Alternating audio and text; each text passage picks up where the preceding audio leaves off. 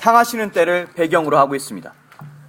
오늘 복음은 예수님께서 순환을 당하시고자 예루살렘으로 향하시는 때를 배경으로 하고 있습니다. 이 여정길에서 예수님을 3명의 다른 사람들이 만나게 됩니다. 이 3명은 자기 가슴에서 벅차오르는 예수님의 부르심을 느끼고 예수님을 따르겠다고 장담하는 사람들입니다. 예수님의 제자들이 되어서 예수님을 따르고 싶어하는 사람들입니다. 이런 정열을 가진 사람들에게 예수님은 당신을 따르는 것이 어떤 것인지를 어쩌면 조금은 심하다 싶을 정도로 말씀하시죠. 아니, 돌아가신 부모님을 장례를 치고 오시겠다는데 나쁜 뜻이 아니지 않습니까? 예수님이 떠나기 전에 가족들에게 인사를 하겠다는데 나쁜 뜻은 아니죠. 조금 심하시다 싶으신데 잘 아시겠지만 예수님께서 조금 심하시게 싶다 싶을 정도로 말씀하실 때는 그 강도 깊은 말씀을 통해서 뭡니까? 우리에게 정확한 가르침을 주시고자 하는데 의미가 있습니다. 예수님 몇 명을 만납니까? 야고보와 요한을 빼놓고라도 몇 분을 만나게 됩니까? 3명을 만나게 되죠. 근데 이 3사람의 이야기 한 분 한 분을 모두 하게 되면은 미사 길어지고 지루해집니다.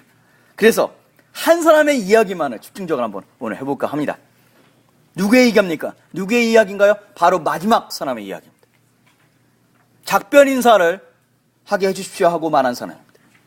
이에 예수님 답은 어떻습니까? 답은 어떻습니까? 쟁기에 손을 대고 뒤를 돌아보는 자는 하느님 나라에 합당하지 않다 말씀하십니다. 새로 입교하시는 신자분들에게 제가 여쭤봅니다. 왜 가톨릭 종교에 입문하십니까? 그러면 10중 8구 예비자 교우분들은 말씀하십니다. 마음의 평화를 얻고 싶어서입니다. 맞습니다. 우리가 처음 종교를 갖는 이유는 뭡니까? 바로 그리스도의인으로서 뭡니까? 혜택을 받기 위해서 하는 것이죠. 어떤 혜택입니까? 인생에 있어서 어떻습니까?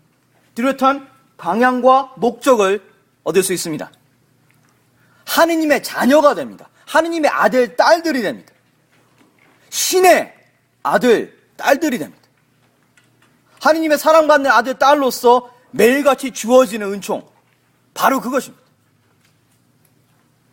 성사를 통해서 하느님의 사랑을 보고, 듣고, 맛보고, 냄새 맡고, 느낄 수가 있습니다. 바로 성사란 하느님의 사랑이 우리에게 일상생활의 사물과 행위로서 드러나는 유효한 표징이기 때문에 그렇습니다. 그것뿐만인가요? 우리가 방황하고 어두운 그늘의 삶을 살고 있을 때 하느님께서 어떻게 하십니까? 우리의 모든 잘못을 용서해 주시고 그것을 통해서 오는 참 여유, 참된 평화, 바로 혜택입니다. 하느님께서 주시는 용기로서 우리는 어쩌면 힘들 수 있는 삶의 고난을 희망을 안고 헤쳐갑니다. 왜요? 하느님이 함께 하신다니까. 하느님의 아들, 딸들, 사랑, 여유, 평화, 용기, 희망, 방향과 목적. 이것 말고도 그리스도인으로서의 혜택은 많습니다. 이것들은 종교가 우리에게 주는 중요한 혜택이므로 절대 관가해서는 안 되죠. 혜택 중요합니다. 받을 수 있으면 받아야 됩니다. 하지만 이것이 전부가 되어서는 안 됩니다. 또 다른 부분을 우리는 이해합니다. 혜택이 있으면 또 다른 부분이 있습니다. 어떤 부분인가요? 우리는 원죄로 말미암아 주님으로부터 떨어진 세상에 살고 있습니다. 주님께 향하기보다는 어떻습니까? 묵주기도 한번 하는 것보다 TV 보는 게 더 쉽습니다. 진실을 지키기보다는 거짓말하는 게 쉽지요. 죄짓기가 더 쉬운 세상에 살고 있습니다. 왜요? 원죄의 영향 때문에 그렇습니다. 그러므로 만약 우리가 예수님을 따른다고 결정한다면 우리는 어떻게 됩니까? 이 세상에 마음을 두는 것이 아니라 어디에 마음을 두게 됩니까? 어디에 마음을 두게 됩니까? 예수님 세상에 마음을 두게 됩니다. 그리고 다시 오실 예수님은 우리가 마음으로 준비한다고 적어도 가톨릭 교회 교리는 그렇게 얘기하고 있습니다. 다시 말하면 이 세상은 더 이상 우리의 영원한 집이 아니라 영원한 집을 향하는 여정길에 잠시 머무는 그런 곳입니다. 잠시 머무는 곳입니다. 예수님과 가까워지면 질수록 이 세상이 다음 세상으로 가기 위한 여정길임을 깨닫고 그러하기에 세상의 불안전함과 세상의 고통에 더욱더 마음이 아파집니다. 여정길입니다. 왜 사제, 왜 복사들, 왜 독서자들이 문을 열고 입장하는 것일까요? 여정길을 상징하기 때문에 그렇습니다. 어디 여정길입니까? 바깥 세상에서 어디입니까? 하늘나라로 오는 여정길을 상징하기 때문에 그렇습니다. 저 다시 말하면 지난주 강론 때 말씀드렸던 십자가를 안아야 하는 삶과 유사함을 발견할 수 있습니다. 성금요일이 없이는, 금요일의 고통이 없이는 부활이 없습니다. 예수님의 고통이 없이는 예수님의 부활도 없습니다. 그러므로 예수님께서 말씀하신 바는 다음과 같습니다. 쟁기에 손을 대고 뒤를 돌아보는 자는 하느님 나라에 합당하지 않다.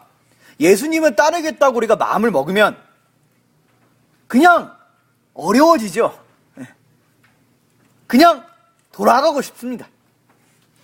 아니, 예수님을 따르면은 혜택만 있어야 되는데 혜택뿐만이 아니라 또 다른 게 오기 때문에 그렇습니다. 돌아가고 싶죠. 근데 과연 예전으로 돌아간다면은 평안할 수 있겠습니까? 아닙니다. 이미 우리는 어찌됐든 간에 예수님을 알아버렸습니다. 크고 작던지 간에 예수님 안에서의 평화를 우리는 알고 있습니다.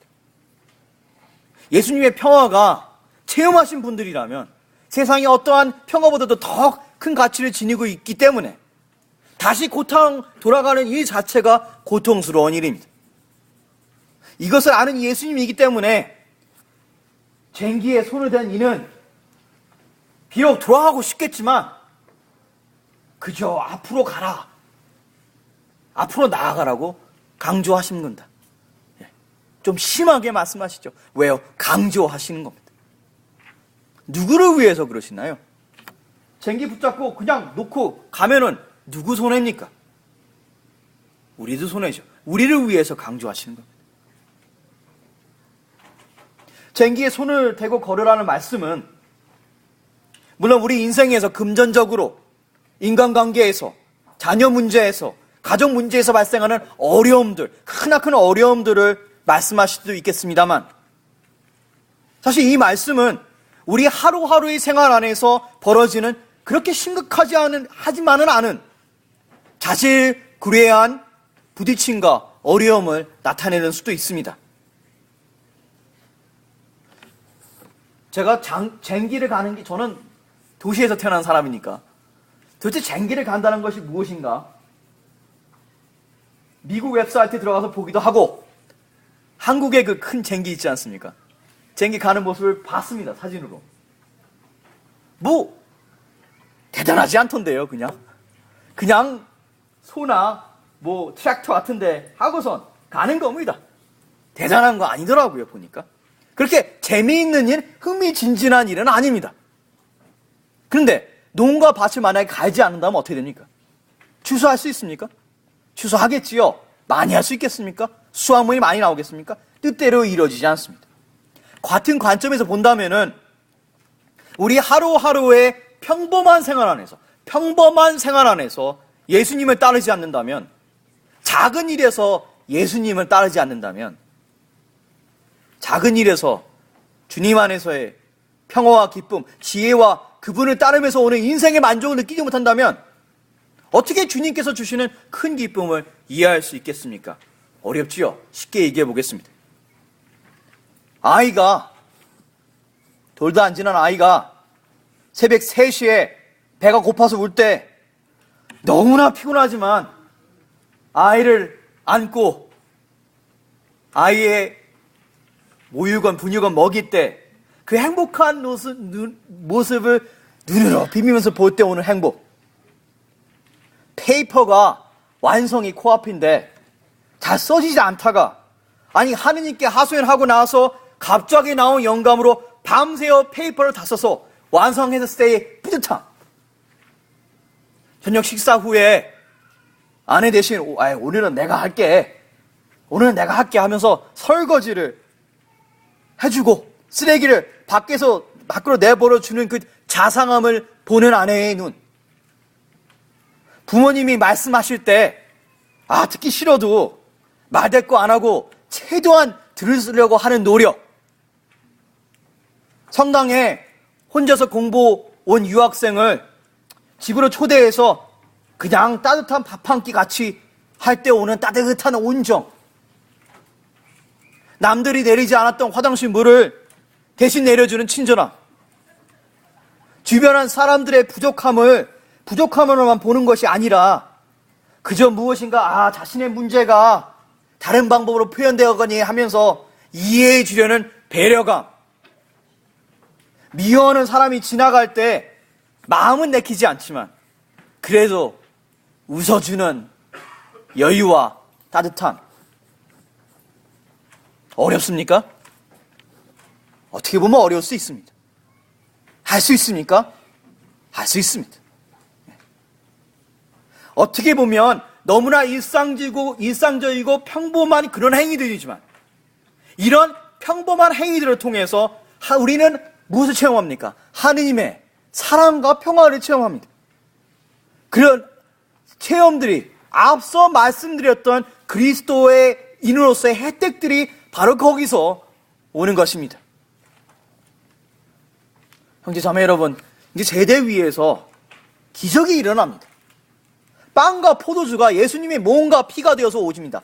그냥 일반 눈으로 보면 안 보입니다. 신앙이 있어야 보입니다. 예수님께서 오시는데 아주 천지 우주보다도 더 크신 예수님께서 너무나 나약한 모습으로 오십니다.